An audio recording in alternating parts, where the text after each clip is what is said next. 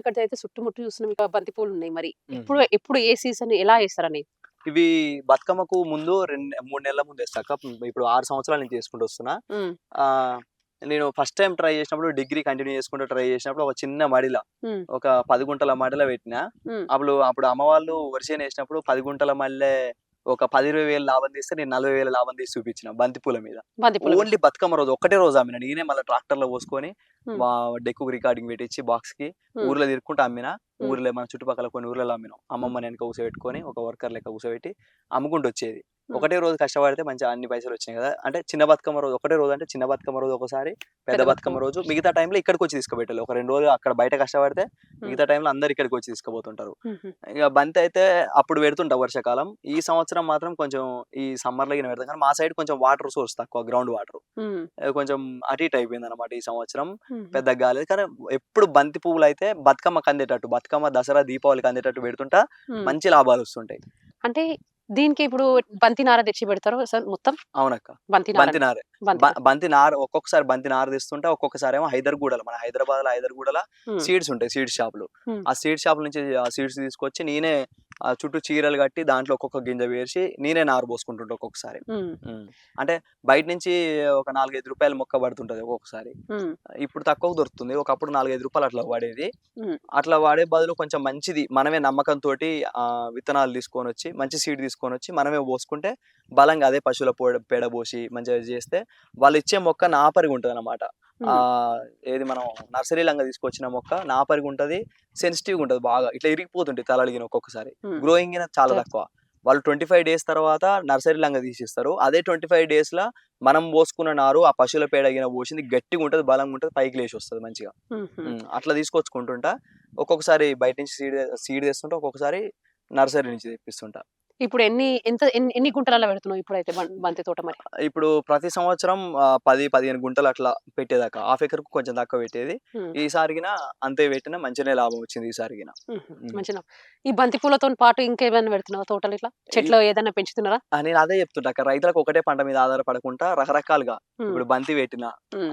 వర్షాకాలంలో బంతి, హ్మ్. తర్వాత అదే వర్షాకాలంలో వేరుశనగ అయిపోయింది. హ్మ్. ఇప్పుడు మళ్ళా మనకు సెప్టెంబర్, అక్టోబర్‌లో అంటే బంతి అయిపోంగానే మనకు అక్టోబర్ టైంలో దసరా, దీపావళి అయిపోంగానే మళ్ళా సెప్టెంబర్‌ల ఇది పెట్టిన వేరుశనగ. వేరుశెనగ. వేరుశనగ ఈ టైంకి అందింది. హ్మ్. మళ్ళా అప్పుడు బంతితో పాటు మనకు డ్రాగన్ ఫ్రూట్ గిన వస్తుంటది హ్మ్. బతుకమ్మ టైంలో. మే ఎండింగ్ నుంచి స్టార్ట్ అయ్యి నవంబర్ స్టార్టింగ్ ఎండింగ్ వరకు వస్తుంటది. హ్మ్.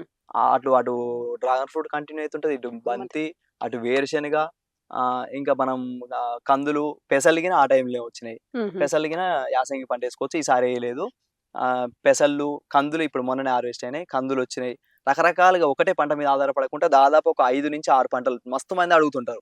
"అన్న నీకు మస్తు భూమి ఉన్నట్టుంది గానీ, మస్తు రకాల పంటలు పెడుతుంటావు" అని అంటారు. ఉన్నదే కొంచెం భూమి గానీ, ఒక 10 గుంటలు, 15 గుంటలు కొంచెం కొంచెం పెట్టుకుంటూ వస్తుంటా. భూమి పెద్దగా ఎక్కువేమి లేదు. ఉన్న కాడికి సాగు చేసే దాంట్లో పత్తి ఎక్కువ సాగు చేస్తుంటారిక్కడ. హ్మ్. పత్తికి మస్తు వర్క్ ఉంటది. లాభం తక్కువ, ఖర్చెక్కువ. హ్మ్. అట్లా గాకుండా వీళ్ళకి చిన్నగా అలవాటు జేయాలి అమ్మ వాళ్ళకనే విధంగా బంతి, పెసర, కంది. ఈళ్ళు పెసర, కంది, వేరుశనగ ఎనకట ఏసినోళ్ళే గానీ ఇప్పుడేస్తలేరు. బాగా వర్క్ ఎక్కువ, రిస్క్ ఎక్కువ అనేసి భయపడుతున్నారు. హ్మ్. కూలీలు కొంచెం కలుపు క తీపియడం అది ఇది అనేసి. ఇంకొకటేందంటే అప్పుడు రేట్ లేకపోయేది. ఇప్పుడు ఈ పప్పు దినుసులకు, మిల్లెట్స్‌కు వీటికి రేట్ పెరిగింది గానీ జన జనాలలో అవేర్‌నెస్ లేదు. రైతన్నలకు అవేర్‌నెస్ అంటే అట్నే రేట్ అదే కంటిన్యూ అయితుందేమో అని అనుకుంటున్నారు గానీ మంచి రేట్ అయితే వచ్చింది ఇప్పుడు వేరుశనగ వీటికి. ఈ హ్మ్. నువ్వులు, వేరుశనగ, ఆందాలు, పెసళ్ళు, కందులు ఇవేసుకుంటే మంచి లాభం పొందొచ్చు. ఇప్పుడు అయ్యే చిన్న చిన్నగా అలవాటు చేసుకుంటూ వస్తున్నా అమ్మ వాళ్ళకు. హుహు. హ్మ్. ఇక్కడ కనిపించేదైతే అరటి చెట్టు గదా! హ్మ్. ఇక్కడ ఇక్కడెక్కడ పెట్టున్నానన్నట్టు? ఇవి ఇప్పుడు అంటే మొన్న అయితే మనం ఒకటే పంట మీద ఆధారపడొద్దని చెప్పినా గాక, హ్మ్. అట్లనే వాటితో పాటు మనకు రోజు తినటానికి బయట ఎన్నో రకాల ఫ్రూట్స్ కొనుక్కొచ్చుకుంటుంటాం. హ్మ్. అరటి అవి ఇవి. అవన్నీ కెమికల్ తోటి పండించినవే. హ్మ్. అవన్నీ కాకుండా మనం మేము మొన్న ఇషాకు పోయినాం. హ్మ్. ఇషాకు పోయినప్పుడు ఒక 10, 20 ఇషా అంటే తమిళనాడులో కోయంబత్తూర్‌కెళ్ళాం అక్క. ఆ! ఎళ్ళినప్పుడు ఒక 20 మొక్కల దాకా అరటి మొక్కలు తీసుకొచ్చిన. అక్కడికెళ్ళి. అక్కడికెళ్ళే. హ్మ్. ఒక 20 మొక్కల అరటి మొక్కలు చాలా తక్కువ రేట్‌కి ఇచ్చిర్రు. అక్కడ వాళ్ళు హ్మ్. పోతప్పుడు బండి తీసుకొని వెళ్ళాం. వస్తప్పుడు అందులో చాలా మొక్కలు తీసుకురావచ్చు అనేసి వస్తా వాళ్ళని అడిగి ఒక రూ. 200 ఇచ్చి రకరకాలుగా ఒక హ్మ్, లాంగ్ బనానా అని, మైసూర్ బనానా అని, బజ్జీ బనానా అని, రెడ్ బనానా అని రకరకాలుగా కొన్ని రకాల అరటి మొక్కలు తెచ్చుకున్నాం. వాటితో పాటు పోక మొక్కల తోటలు బాగుంటాయి అక్కడ. పోక ఒక్కలు. పోక మొక్కలు మన పెళ్ళిళ్ళలో పెళ్ళిళ్ళ ఆ! అక్కడక్కడ యూజ్ చేస్తాం. పోక తినటానికి గిన యూజ్ చేస్తాం. యూజ్ చేస్తారు. హ్మ్. ఆ పోక మొక్కల తోటలు బాగున్నాయి. పోక చెక్కలు. ఆ పోక చెట్లు గిన తీసుకొనొచ్చినాం కొన్ని. హ్మ్. మామిడి చెట్లు, పోక చెట్లు, పోతే సపోటా, కొబ్బరి చెట్లు, ఇవన్నీ రకరకాలుగా దాదాపు ఇక్కడ చిన్నగా ఈ 2 ఎకరాల బావుబిట్టు వరకు అన్ని రకాల మొక్కలు ఉండాలి అనే విధంగా ఇలా పెడుతున్నాం పండ్ల చెట్లు. ఒక 20-30 రకాల చెట్లు అయితే ఉన్నాయి ఇప్పుడు ప్రెజెంట్. నిమ్మ చెట్టు అన్ని రకాలు. అన్ని రకాలు పెడుతున్నాం. ఇంకా గిన దీన్ని మొత్తం ఫిల్ చేయాలనుకుంటున్నాం హుహు. ఈ 2 ఎకరాల వరకు. అట్లా రైతన్నలు కొంచెం సెపరేట్‌గా అట్లా ప్లాన్ చేసుకున్నారనుకో, ఫ్యూచర్ ఇప్పుడు కాకుండా ఫ్యూచర్‌లో ఏది ఒక 5, 5 చెట్లు ఉన్నాయనుకో, హ్మ్. ఫ్యూచర్‌లో ఆటి నుంచి గిన ఒక సెపరేట్ ఇన్‌కమ్ వస్తది చిన్నగా. హ్మ్. అట్లా. అంటే ఇప్పుడు ఈ అరటి చెట్టుకి మనం ఏమన్నా ఏం చేసి పెట్టాలి అన్నట్టు? ఏం లేదు నార్మల్‌గా. నార్మల్‌నే మనం ఆర్గానిక్‌లా మనం నార్మల్‌గా ప్రకృతి సిద్ధంగా అనుకున్నప్పుడు దానికి ఏం చేయాల్సిన అవసరం కరెక్ట్ టైంకి వాటర్ ఇస్తే సరిపోద్ది అక్క. అప్పుడప్పుడు దాని చుట్టూ ఉన్న మట్టిని రిమూవ్ చేసి పశువుల పేడేసి హుహు. మళ్ళా ఆ మట్టిని కప్పేస్తే అది ఆటోమేటిక్‌గా గ్రో అయితూనే ఉంటది. ఏది మనం యూరియా, డీఏపీలో అయితే ఎట్లా ఒక సంవత్సరానికి ఇట్లా ఒక 2, 3 నెలలకు ఒకసారి ఎట్లా ఏస్తామో హ్మ్. అట్లనే పశువుల పేడతోటి హ్మ్. అక్కడున్న మట్టిని కొంచెం తవ్వి దాని పక్కకని మళ్ళా పశువుల పేడతోటి ఏసి దాన్ని మట్టిని క్లోజ్ చేస్తే సరిపోతది. అయితే ఇక్కడ కనిపిస్తుంది ఇది ఉల్లి చెట్టు గదా! ఉల్లి చెట్టక్క. ఉల్లి చెట్టు. ఇది ఉత్తనే ఇలా అట్లా ఏస్తుంటాం మన ఇంటి మందం వెళ్తానికి ఉత్తనే అవి గిన ఆ! ఆడొకటి ఇట్లా అదే ఇక్కడ సాలు నుంచి అటు పెట్టుకుంటూ వరకు లైన్‌గా ఉన్నాయి. ఉల్లి చెట్లే గదా ఇవన్నీ? అవును. ఉల్లి చెట్లక్క. హుహు. మొత్తం కంటిన్యూ అదొకటి పెడుతుంటాం. అంటే ఈ ఉల్లి చెట్టు ఎక్కడికెళ్ళి మళ్ళీ ఉల్లిగడ్డ? మన ఇంట్లో నుంచే తీసుకుంటాం అక్క. గింజలు ఇప్పుడు ఈటి నుంచి పైకి అట్లనే కంటిన్యూ అయి ఎండిపోయిన దాకా ఉంచితే గింజలొస్తాయి పైకి. ఇక్కడ పైకి. పైకి. హుహు. గింజలు కాస్తది. ఆ గింజలు తీసుకొని స్టోర్ చేసుకొని మళ్ళీ అవే పెట్టుకుంటుంటాం. ఎన్ని డేస్ స్టోర్ చేయాలి అసలు సురేష్ అవన్నీ? ఆ గింజలక్క హ్మ్. మనం అంటే ఒక కనీసం 3 మంత్స్, 4 మంత్స్ దాకా స్టోర్ చేయాల్సిందే. హుహు. హ్మ్. అంటే ఇప్పుడు ఇంట్లోకెళ్ళి తెచ్చి పెట్టినవా? లేకపోతే బయటికెళ్ళి కొనుక్కొని ఇంట్లో వచ్చినయా? నుంచే అక్క ఇవి. ఇంట్లో నుంచే. ఇంట్లో నుంచే గింజలు పోసి హ్మ్. మొలిచిన తర్వాత చిన్నగా తీసుకొచ్చి పెట్టేసినాం ఇక.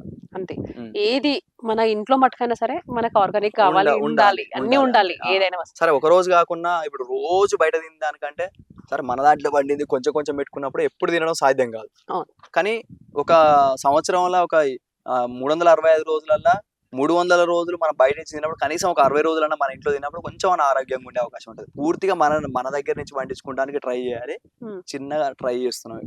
మన జనరేషన్ మనకు ముందుకున్న అమ్మ వాళ్ళు, నాన్న వాళ్ళు ఏమైందంటే పూర్తిగా కెమికల్‌కి అడిక్ట్ అయ్యారు. హ్మ్. అట్లా కాకుండా చిన్నగా వీళ్ళని ఆర్గానిక్ వైపు అడిగేయాలంటే చిన్న అలవాటు చేస్తున్నాం.